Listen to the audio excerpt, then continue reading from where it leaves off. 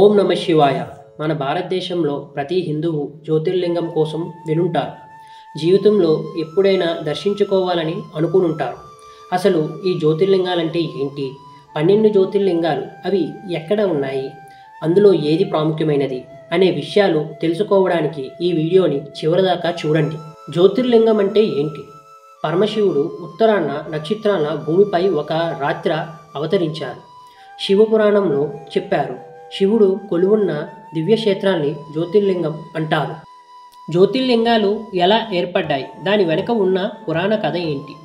ఒకనాడు పరమశివుడు లేని సమయంలో బ్రహ్మ విష్ణువులు ఇద్దరు ఈ లోకంలోని నేనే దేవాది దేవుణ్ణి, నేనే గొప్ప అని వాదించుతూ ఉండగా పరమేశ్వరుడు వారి వేదాంతాన్ని గ్రహించి లింగాకారంలో ప్రత్యక్షమయ్యారు. ఈ లింగానికి ఆది అంతం కనుక్కోమని బ్రహ్మకు విష్ణువుకి పరీక్ష పెట్టారు.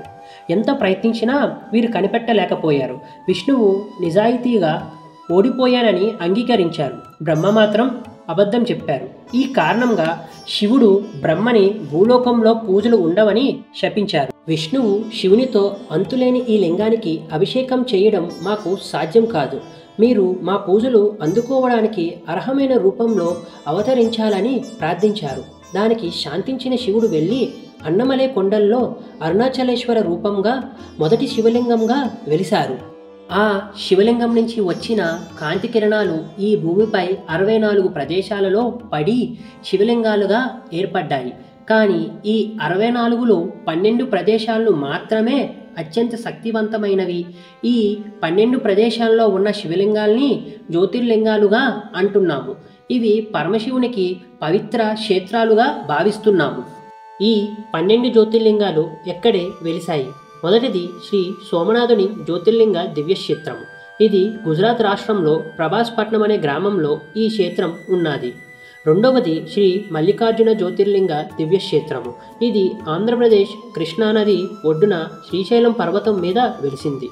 మూడవది శ్రీ మహాకాళేశ్వర జ్యోతిర్లింగ దివ్యక్షేత్రం. ఇది మధ్యప్రదేశ్లోని మహాకాళ అడవుల్లో క్షిప్ర అనే నది ఒడ్డున ఉన్నది. నాలుగవది శ్రీ ఓంకారేశ్వర జ్యోతిర్లింగ దివ్యక్షేత్రం. ఇది అత్యంత ప్రాముఖ్యమైన జ్యోతిర్లింగంలో ఇది ఒకటి.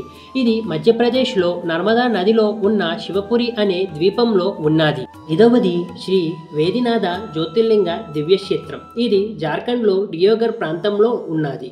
ఆరవది శ్రీ భీమశంకర జ్యోతిర్లింగ దివ్యక్షేత్రం. ఇది పూణేలో షయాది ప్రాంతంలో ఉన్నది.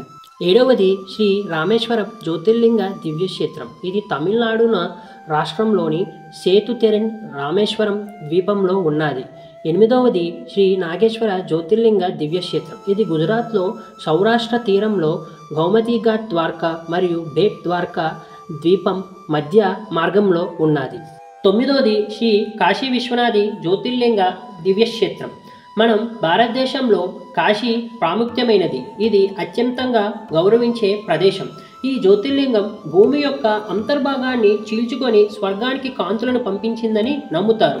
శివుని యొక్క అత్యంత ప్రీతమైన ఈ దేవాలయంలో చనిపోయిన వారికి విముక్తి లభిస్తుందని భావిస్తారు. పరమేశ్వరుడు స్వయంగా ఇక్కడే నివసిస్తూ భక్తులను సంతోషంగా విముక్తి ప్రసాదిస్తారని నమ్ముతారు. ఈ ఆలయం చాలాసార్లు పునర్నిర్మించబడింది, కానీ దాని యొక్క ప్రాముఖ్యత ఎప్పుడూ తగ్గలేదు.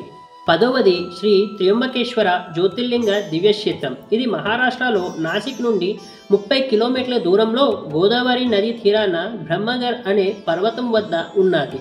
11వది శ్రీ కేదార్నాథ జ్యోతిర్లింగ దివ్యక్షేత్రం. ఇది హిమాలయ పర్వతాల్లో శిఖరాలలో 12,000 అడుగుల ఎత్తులో కేదార్నాథ పర్వతంపై ఉన్నది. 12వది శ్రీ గిరీశ్వర జ్యోతిర్లింగ దివ్యక్షేత్రం. ఇది మహారాష్ట్రలో ఔరంగజేబ్ సమీపంలో దౌలతాబాద్ నుండి 20 కిలోమీటర్ల దూరంలో ఉన్న వేరు అనే గ్రామంలో ఉన్నది. ఈ వీడియోలో మేము జ్యోతిర్లింగాలు ఎక్కడి వెలిశాయి అని మాత్రమే చెప్పాము. మీకు జ్యోతిర్లింగాల కోసము ఇంకా తెలుసుకోవాలి అనుకుంటే మాకు కామెంట్ సెక్షన్లోని మెన్షన్ చేయండి. మేము ఈ జ్యోతిర్లింగాల మీద సెపరేట్ సిరీస్ చేస్తాము. అలానే శివుని జననం కోసం తెలుసుకోవాలి అంటే మా లైఫ్ ఆఫ్ శివ వీడియోని చూడండి. దాని లింకు కామెంట్ బాక్స్లో ఉంది. తర్వాత వీడియోగా టైమ్ మిషన్ ఆఫ్ కాశీ అంటే కాశీ యొక్క గతము మరియు ప్రస్తుతం మీద వస్తుంది. సో మీరు ఈ సీజన్ని ఫాలో అవ్వాలంటే please like, share and subscribe our channel. ఓం నమ శివాయ.